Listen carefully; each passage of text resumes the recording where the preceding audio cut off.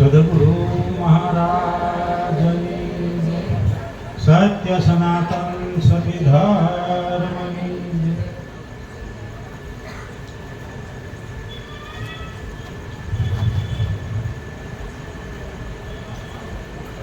તો રામ નામ કી અવસધી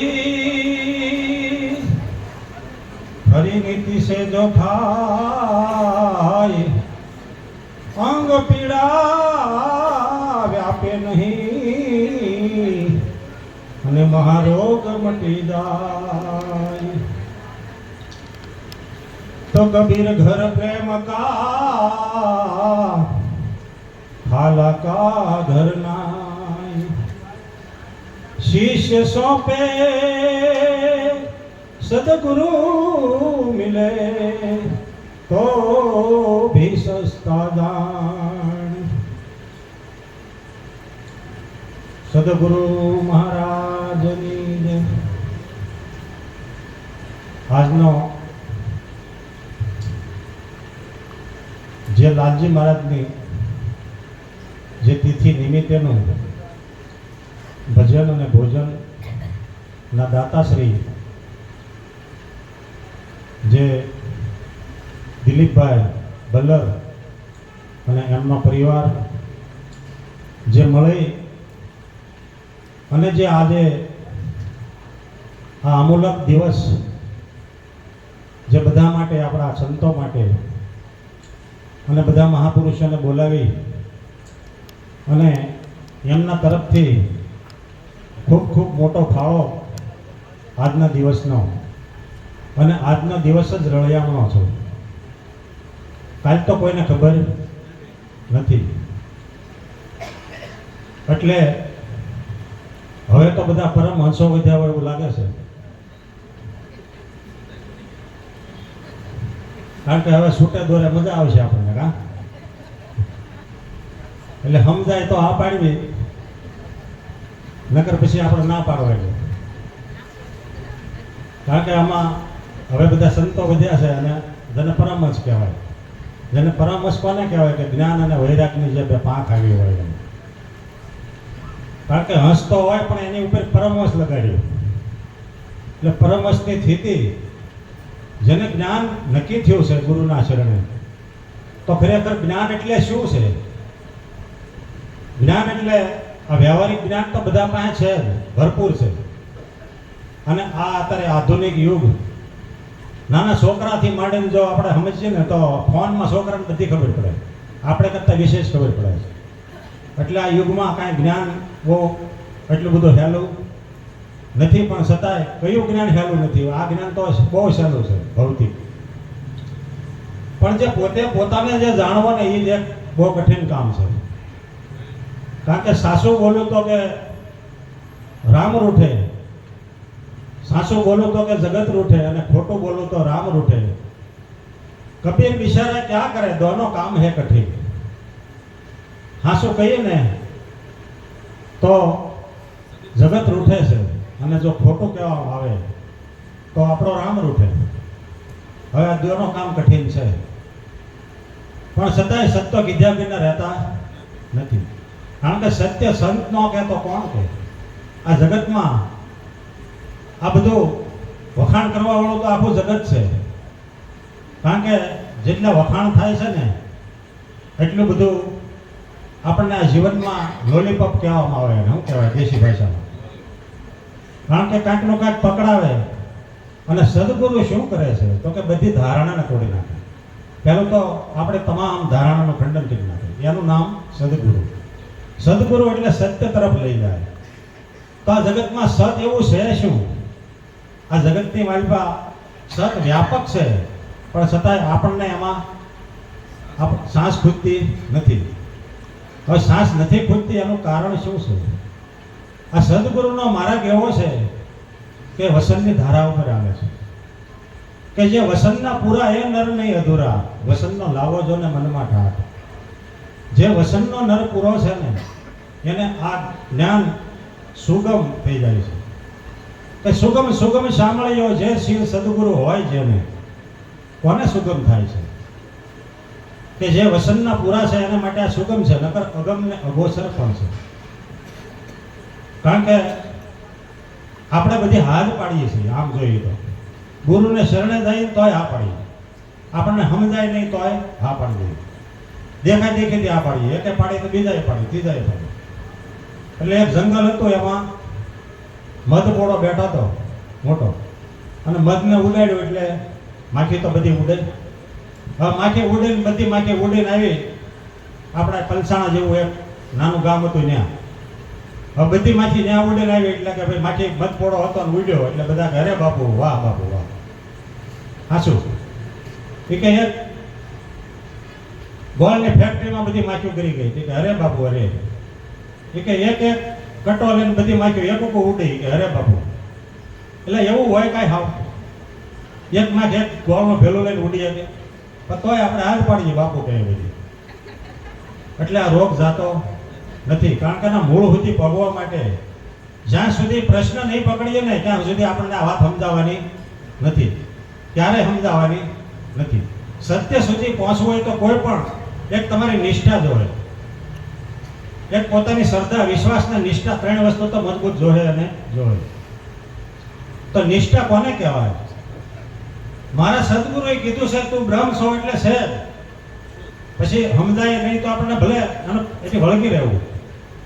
મારા ગુરુ મહારાજ એવું કીધું તું જ ભગવાન છો તો છો જ, પણ આપણને સમજાતો નથી તો એના માટે વારંવાર પ્રશ્ન કરવો અને આવા સંતોને, આવા પરમહંસોને મળવું જોઈએ.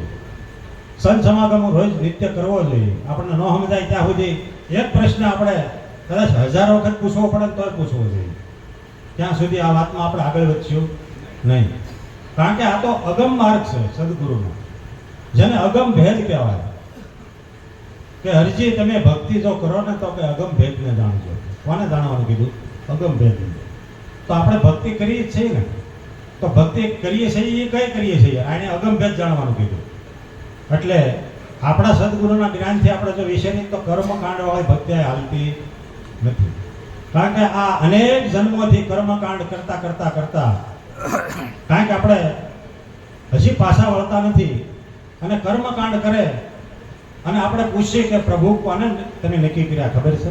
ભગવાન મળ્યા? તો કે હજી તો કાંઈ તફાવત પડ્યો નથી અને હજી કાંઈ નક્કી થયું નથી. અને ગુરુ કરાવ્યા પછી જો કદાચ આપણને કોઈ પૂછે કે તમે તો ગુરુના શરણે ગયા હતા, તો ખરેખર બ્રહ્મ કોને કહેવાય? ઈશ્વર શું છે? તો હવે કોને કહેવું? માટે એક વસ્તુ નક્કી કરી લેવો કે આપણા સદગુરુએ જે બોધ કર્યો છે એમાં કોઈ કમી નથી, પણ બોધ આપણે લઈએ છીએ પણ બોધ આપણા ઉતરતો નથી.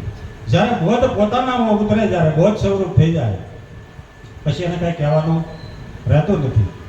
કારણ કે કહેવું એ આપણે એક વાણીનો વિષય છે, અને કીધા વગર હાલતોય પાછું નથી. કીધા વગર બોધ થતો નથી, સમજાતો નથી.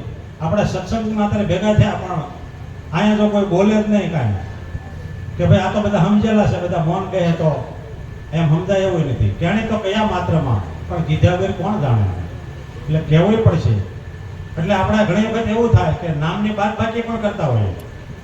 નામ કોક કે હાસું છે, કોક કે ખોટું છે, પણ સમજ્યા વગરની બાદબાકી કરીએ અને હા પાડીએ તો ખોટું થઈ જતું નથી. કબીર મહારાજે તો, આપણે નિરાજ મહારાજે તો કીધું કે નામ રૂપ ગુણ નહીં હમારે કબૂ ન ધરું મેં અવતારા, પાપ પુण्य છે હમ ન્યારા, ગુરુ ગુરુ કા જાપ જાપ કા જોત જોત કા ઉજિયારા. હવે એમાંથી આપણને શું નક્કી થયું? આપણને શું એમાંથી નક્કી થયું? કારણ કે અહીંયા આ ઝાડવું છે આપણા બાજુમાં, એને હૂકું કહેવું કે લીલું કહેવું? આ બહુ ગહન વિષય છે. નામને હાસું કહેવું કે ખોટું કહેવું? જળને હાસું કહેવું કે ચેતનને હાસું કહેવું? આપણી દ્રષ્ટિમાં જળ ભાષે છે, અને સંતો એવું કહે છે ચેતન સિવાય કાંઈ નથી શબ્દથી. પણ જળને ચેતનમાં તુંનો તું જ છો. જળ અને ચેતનમાં તુંનો તું જ છે. કારણ કે ચેતન એક જળનો જ ભાગ છે. કોનો ભાગ છે? જળથી જ ચેતન ઉપજે છે, અને ચેતનથી પાછું જળ થાય છે. મૂળ બ્રહ્મા તમે જોવો ને તો જળથી જ ચેતન ઉપજે છે, અને ચેતન પાછું બ્રહ્મા જ છે, જળમાં જ છે. કારણ કે એ તું પૂછશો પણ એ તું જે છો એનો અનુભૂતિ થાય નહીં, નકર જડ અને ચેતનની ભ્રાંતિ મટી જાય. કારણ કે જડ અને ચેતન બે નથી. આવું આપણા ગુરુ મહારાજે ગાદીની અંદર સાબિત કર્યું છે. કારણ કે જ્યારે આપણે જળ કહેતા હતા દેહને, કોને? આમ જોવો તો દેહ જ જળ છે. જળ એટલે અજ્ઞાન, અજ્ઞાન એટલે આ દેહ. જે દેહનો ભાવ જે પકડાણેલો છે એ જ જળ છે. આ જળ આમાં જગતમાં ક્યાંય છે નહીં. આ બધું જે દેખાય ને એ જ્યારે ગુરુની દ્રષ્ટિ મળે તો બધું જ ચેતન છે. ચેતન સિવાય કાંઈ નથી. અને એક વખત જો ચેતનમાં પગ પડી જાય તો ચેતન કહેવું શું લેવા, કોના માટે કહેવું? પણ છતાંય સંતો એને વારંવાર કહે છે, ઘૂંટાવા માટે, નક્કી કરાવવા માટે, આ જીવને શિવ બનાવવા માટે. કારણ કે શિવ છે એ ભૂલ્યો છે ને એટલે એને ત્યાં પહોંચાડવા માટે કહેવાય છે. કારણ કે એની જીવ દિશા લાગુ કેમ પડે કે જ્યારથી એવું નક્કી થયું કે આ દેહ હું છું અને દેહ મારો છે, એટલે આ જળનો ભાવ પકડાઈ ગયો છે. એટલે જળ ચેતન કે પડી ગઈ ભાવરી તાતે છૂટત નહીં અધિક કઠણાય. આ મોટા મોટી કઠણાય આ છે આપણે. એટલે હું કીધું કે જતી રે પુરુષ વગર કોઈ જામો નહીં જામે. જતી પુરુષ વગર જામો જામતો નથી. હવે જતી એટલે કોને કહેવાય? આપણે જતી ગોરખ કહેવાય. નવનાથમાં બધાને જતી નામ આપવામાં આવ્યું છે. નાથ સંપ્રદાયની અંદર જેટલા સાધુ થાય ને એને જતી કહેવામાં આવે. હવે જતીનો અર્થ શું?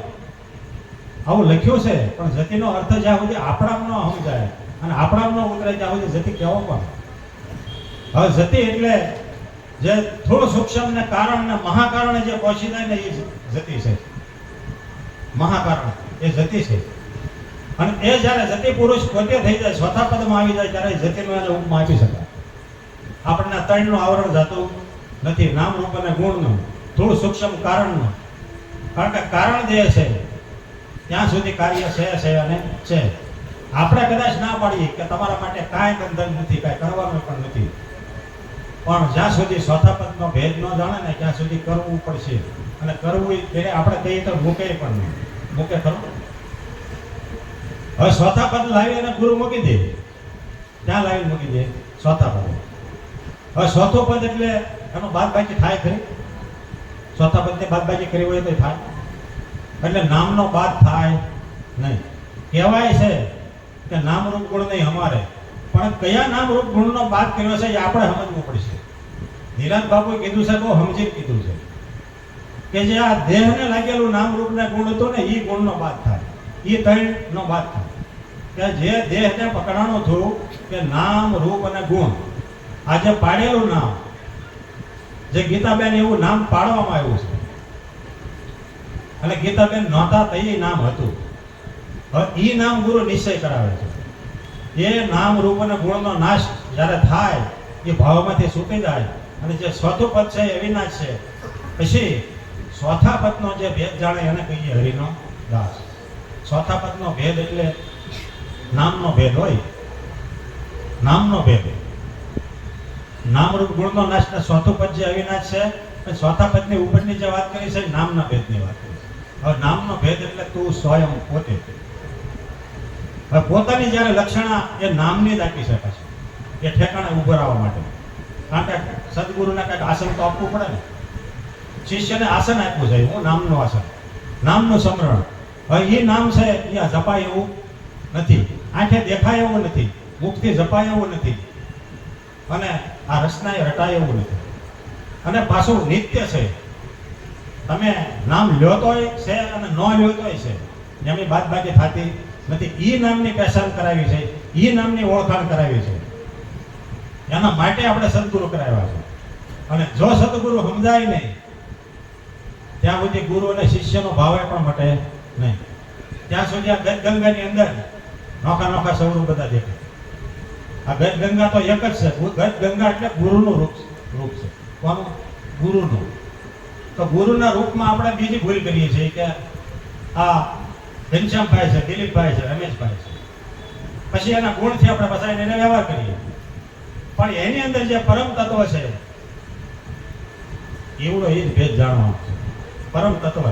અને પરમ તત્વનો જ્યારે ભેદ જણાઈ જાય ને ત્યારે બધા આવરણો છૂટી જાય. પછી એને તમે વ્યવહાર કરો ને તો આત્મા ભાવે કરો. પછી વસનમાં રહે અને વ્યવહારે વર્તવાનું છે. ઈ વસન છે ગુરુ મહારાજ. કામ ધંધાની ના નથી પાડી દીધી છે. કર્મ કરો પણ વ્યવહારે રહે અને વસનમાં કાયમ વર્તવાનું છે. જ્ઞાન, કર્મ, વચન અને ભક્તિ આ ચારેયનો સમન્વય ન થાય અને સમન્વય જો ગુરુ ન કરાવે તો એને ગુરુ કહેવાય, સદગુરુ ન કહેવાય. આ ચાર જે વસ્તુ બતાવી છે એનો સમન્વય ગુરુ કરાવે છે. ભક્તિનું દાન ગુરુએ કર્યું છે અને પાછું ગુરુ એવું જ કીધું કે તારે બેહીને જ રહેવાનું, ધંધો કરવાનો છે. 8 વર્ષ કેટલા પર 8 પર. હવે આપણે બધા ગ્રહસ્થી છીએ, આપણે સંન્યાસી તો નથી. હવે સંન્યાસી કર્મ નથી કર્યા વગર રહી શકતો. તમારો આંખ જોવે છે એ જ કર્મ છે, કાન સાંભળે છે એ કર્મ છે. અને તમે કદાચ બહાર જાઓ હરો ફરો પણ એ કર્મ સિવાય કાંઈ થતું નથી, કારણ કે દેહ છે ને એ જ કર્મ છે. હવે કદાચ સાધુ સંન્યાસી થઈ જાય મોટા મોટા અને જંગલમાં વયા જાય તો એ કર્મને તો લબાસો હારીને લઈને જાય છે. ત્યાં લઈને મોટો ત્યાં અહીંથી મૂકીને અને મોટો આશ્રમ બનાવે. છતાંય આપણે આંખ ખુલતી નથી કે આ એ જે પોતે નથી સૂચવાનો આપણને શું છોડે તો બાંધવા છોડાવવાનું. જે પોતે બંધનમાં પડ્યો છે એ આપણને બંધનમાંથી મુક્ત કરી શકે. એટલે આપણે બહુ વિચારવા જેવું છે આ સમયની અંદર કે ગુરુ તો ઘણા મળે પણ સદગુરુ કોક છે જગતમાં. કારણ કે ગુરુ જથ્થાબંધ છે. કેટલા છે? જથ્થાબંધ. આપણે કહીએ ને કે જથ્થાબંધ માલ લઈને તો સસ્તો પડે અને સસ્તા ગુરુ છે ને કરાવીને એટલે આ જ થાય. જથ્થાબંધ માલમાં આવું થાય. અને મોંઘા ગુરુ એવા છે આપણા, મોંઘા ગુરુ એટલે આ મુદ્દો મૂકવો પડે, મુદ્દો એટલે મોંઘા પડે. કારણ કે આ મુદ્દો છે ને મૂકીને તો સદગુરુ ભેટે એટલે મોંઘા ગુરુ આપણને ફાવતા નથી. અને સસ્તા ગુરુ હારા, કારણ કે એના તો શું છે વખાણ કરવાના હોય. तेरा भला हो जाएगा, तेरा अच्छा हो जाएगा, तेरा बच्चा लाइन पर आ जाएगा, तुम करोड़पति हो जाएगा. એટલે બહુ બધા આવે ને. પણ એ આ ભૌતિકમાં કોઈથી કાંઈ થતું નથી, કહે છે બધા. અને જો એમ થતું હોય તો આપણે અહીં બકરી એક બાંધી અને કોઈ એવા અહીંયા લાવો કોઈ ફરસાવા અને જો બકરીની ભેંસ બનાવી દે તો આઈને હાસુમાં બકરીની જો ભેંસ થઈ જતી હોય તો એ હાસુ બાંધી આપણે. પણ જે લાલચમાં લટકાવે એને માનવું નહીં. આવો આપણો સદગુરુનો ઉપદેશ છે. આમાં ફસાવવું નહીં, ટૂંકમાં ફસાવવું નહીં. અમારા ખોડીદાસ મહારાજે એક વખત વાત કરી હતી કે સત્તાધારમાંથી ઓલો પાડો પૂજાતો હતો ને પીર થઈ સત્તાધાર. એ કે પાડો પીર થઈ પૂજા એ કે મહારાજ તો પાડાએ શું એવા પીર કર્યા છે? એ કે પાડાએ તો જે કર્યું હોય પણ તું માણા થઈને કાંઈ ન કરી શકે. પાડો તો પીર થઈને પૂજાનો તું તો માણા છો. એટલે પશુ છે જો એટલું પશુમાં એટલું આપણે ભાવતા હોઈએ પણ એ આપણે ઊભું કરેલું હતું. શું હતું? અહીં આગળ તમે એક ગાયને બાંધો ને આ કલ્પ આ કામઘેનું ગાય છે એવી ઉપમાં આપી દીધી હોય 2 જણાએ અને હવે મને પૂજન કરવા એટલે લાઈટ ન લાગે અહીંયા એટલે એ મને પૂજાવો. આ જગતનો બધો વિવાદ છે. આ જગતની દોટ છે. જગતની દોટમાં જ જગત ભૂલું પડ્યું છે. જગતની એક અંધશ્રદ્ધામાં, ટૂંકમાં એને અંધશ્રદ્ધા જ કહેવાય. પણ અંધશ્રદ્ધાથી ઉપર બીજું કાંઈ છે નહીં. અંધશ્રદ્ધા સંતોમાં રહેતી નથી. સતને જાણ્યા પછી જેની ઉપર સત ઉપર મીંડું લાગી જાય એને સત કહેવાય. એની ઉપર જે મીંડું લાગી જાય ને, મીંડું એટલે શૂન્ય. હવે શૂન્ય થઈ જાય જગત, એને સત જાણ્યું કહેવાય. જગત હોવા છતાંય જગતનો અભાવ. જગતને આપણે બાદબાકી નથી કરી. જગતને જો સમજાય રૂઢી રીતે તો જગતને જ ગુરુએ સમજાવ્યું છે. તમને સમજાવવાનું હતું નહીં. તમારામાં સમજાય કાંઈ કરવાની નથી. તમારામાં સમજાવવાનું. તમે તો આત્મા છો. આપણે એવું કહી શકીએ તમે આ બધા આત્માના સ્વરૂપ છે. હવે દેહના ભાવ તોડાવવા માટે આખો બોધ તમને મટાડવા માટેનો કરેલો હતો. શું કરવા માટેનો? મટાડવા માટેનો. આપણે આમ જોઈએ તો 6 હથિયારથી માંડી 5 પ્રતિજ્ઞા, બરાબર, પછી ત્રિકુટી, નાના મોટાનો ભેદ, આ બધું આ દેહનો લબાસો મટાડવા માટે જ કરી દીધું.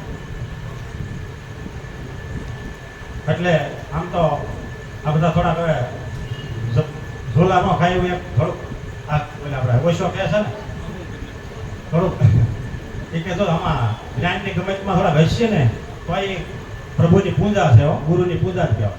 પછી હમણાં જે નાસ્તા હતા ને આપણે જો પ્રેમમાં નાસીએ ને તો એ ગુરુનું પૂજન થઈ જાય, એમાં ભક્તિ થઈ જાય, બધું થઈ જાય. એટલે આપણે જે બન્યા છે એ મટવાનું છે. એટલે અહીંયા આપણે ભારતમાં ઘણા જૂના સમયની અંદરની વાત છે. બે મિત્રો હતા, હારે ભણતા હતા. પછી સમય સંજોગે એક મિત્ર અમેરિકા વહી ગયો, ઘણા સમય રહ્યો, 20-25 વર્ષે પાછો આવ્યો. એટલે સ્વાભાવિક છે, 20-25 વર્ષ થયા એટલે ઓલા મિત્રને મળવાનું મન તો થાય. એટલે મળ્યા એટલે ઓલા મિત્રએ કીધું કે ભાઈ અમે તો અહીંયા આવે ગામડાના માણસો, અહીંની કાંઈ અમને ખબર હોય નહીં, અહીંયા અમે બધું અહીંનું જાણીએ દેશી ભાષાનું, પણ અમેરિકામાં તો બધું સારું સારું હોય, અને કેવું વિષય ત્યાં તો અમને કાંઈ ખબર નથી, થોડુંક નામ કાંઈ વર્ણન તો કર. ભલે એમ જઈ નહીં કે પણ તું ખાલી વાત કરતો અમને કાંઈ ખ્યાલ તો આવે. એટલે કે ભાઈ નાની તો હું વાત કરી, એટલું બધું વિજ્ઞાન આગળ ગયું છે કે ભાઈ આ બાજુથી ઘઉં નાખીને એટલે દળણું થઈ જાય, પછી દળાઈ જાય, લોટ નીકળી જાય ઓલી બાજુ, પછી લોટ પાછો બંધાઈ જાય અને રોટલી થઈ જાય અને સોપડા કે બહાર નીકળી જાય. આવા મશીન અમારે અમેરિકામાં. એટલે બોલે વિચાર કર્યો, બહુ સારું કહેવાય. અને આને બરોબર બોધ લઈ લીધેલો ગુરુ પાસે. એને કાંઈ જીવનમાં કાંઈ બીજું નહોતું જોયું, આ આદમી ભોળો ગામડાનો. એટલે એને સદગુરુ એને મળી ગયેલા, સદગુરુ. અને ખાલી થઈ ગયેલો હોવ, લવાસો બધો મૂકી દીધેલો. પછી એને એક સંકેત કર્યો